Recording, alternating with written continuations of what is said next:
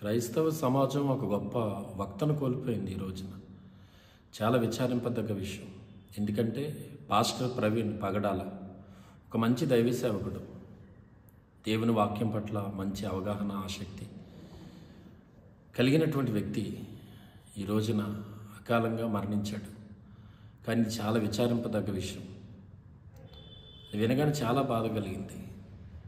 మనం సమాజంలో నివసిస్తున్నాం కదా, ఒక మనిషి పట్ల ఒక మనిషి మానవత్వం కొంచెం కూడా లేనటువంటి పరిస్థితుల్లో మనం జీవిస్తున్నామా అనిపిస్తుంది.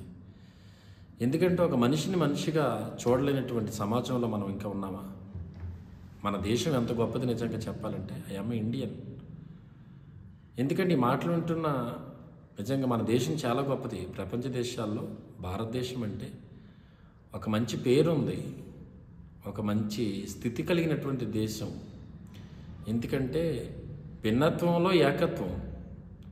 భారతదేశంలో వివిధ మతాలకు పుట్టినిల్లు, వివిధ మతాలకు, వివిధ కులాలకు, ఎన్ని కులాలున్నా ఎన్ని మతాలున్నా దేశంలో సామరస్యంగా బ్రతుకుతాం. మన దేశంలో ఒకరిని ద్వేషించుకొని, తక్కువ చేసుకొని, ఉన్మాదంతో బ్రతికే పరిస్థితులు ఒకప్పుడు లేవు మన దేశంలో.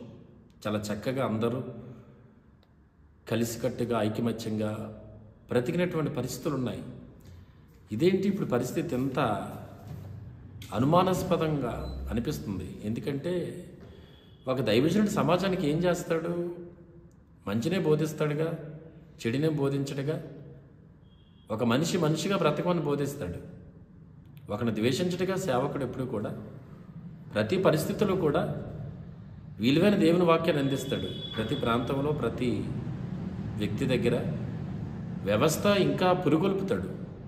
ఒక మంచి సమాజాన్ని నిర్మించడానికి ప్రయత్నం చేస్తాడు సేవకుడు. కానీ ఇప్పుడున్న పరిస్థితులు చూస్తుంటే చాలా బాధ కలుగుతుంది.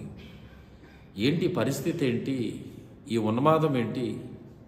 ఒక మనిషి అప్పుడప్పుడు అంటారు, నువ్వు మనిషివా లేకపోతే మృగానువా? ఏదో హెచ్చరిక చేసేవారు ఒకప్పుడు. కానీ ఇప్పుడు పరిస్థితులు చూసేటప్పుడు నిజంగా ఒక మనిషి మృగంగా మారుతున్నాడా? ఎందుకు ఈ దారుణీయమైన పరిస్థితులు? ఏంటి దారుణాలు? ఇంత భయంకరమైన పరిస్థితులు ఏంటి సమాజంలో? ఒక మనిషిని మనిషిగా మనం గౌరవించుకోవద్దా? ఉండొచ్చు, ఎవరి అభిమతం వరకు ఉంటుంది. మన మనుషులను కనుక ఒకరినొకరు గౌరవించుకోవాలి. నీది ఎక్కువ, నా తక్కువ విమర్శించుకుంటూ పోతే సమాజంలో మనం బ్రతకలేం కదా. ప్రతి ఒక మనిషిగా సాటి వ్యక్తిని, మనం తోటి వ్యక్తిని మనం ప్రేమించాలి, గౌరవించాలి అన్ని విషయాల్లో కూడా.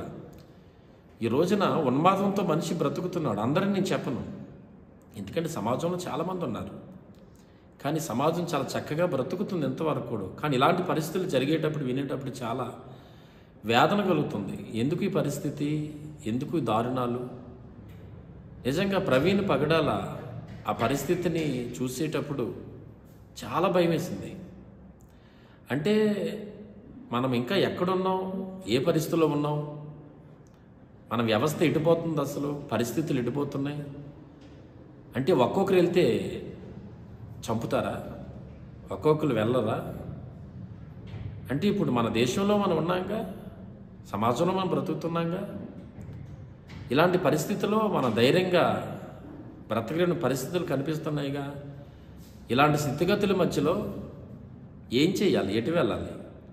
ఎందుకంటే నిజంగా ఈ మాటలు ఉంటున్నా మనకు ఆధారం దేవుడే. దావీదు ఒక చోట అంటాడు, మనుషులు నమ్ముటి కంటే యెహోవాను ఆశ్రయించటం మేలు, రాజును నమ్ముటి కంటే యెహోవాను ఆశ్రయించటం మేలు. నిజమా? ఒక క్రైస్తవుడు ధైర్యం దన్ను దేవుడే. మన ఆధారం దేవుడు, మన ధైర్యం దేవుడు. మన పరిస్థితుల్లో దేవుడే సహాయం చేయాలి. ఎందుకంటే ఇప్పుడు పరిస్థితులు చూసేటప్పుడు నిజంగా ప్రవీణ్ గారి ఆ పరిస్థితులు ఎన్నో అనుమానాలు కలుగుతున్నాయి.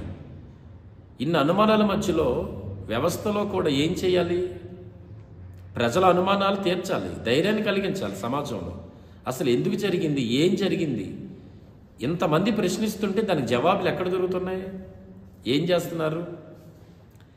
క్రైస్తవ సమాజం అంతా ఉలిక్కిపడినట్లయింది. ప్రతి వారు వచ్చారు, ప్రతి ఒక్కరు స్పందిస్తున్నారు, అడుగుతున్నారు కారణం ఏంటి? ఏం జరిగింది? అది హత్య లేకపోతే యాక్సిడెంటా? ఇంతమంది గొంతెత్తు అరుస్తున్నారుగా, అడుగుతున్నారుగా. సమాధానం చెప్పాల్సిన పరిస్థితి ఉండాలిగా. ఎప్పుడు చెప్తారు? ఎప్పుడు మీకు నచ్చినప్పుడు చెప్తారా? మీరు ఆలోచించుకొని చెప్తారా? ఏం చెప్పాలో కూడబలుకొని చెప్తారా?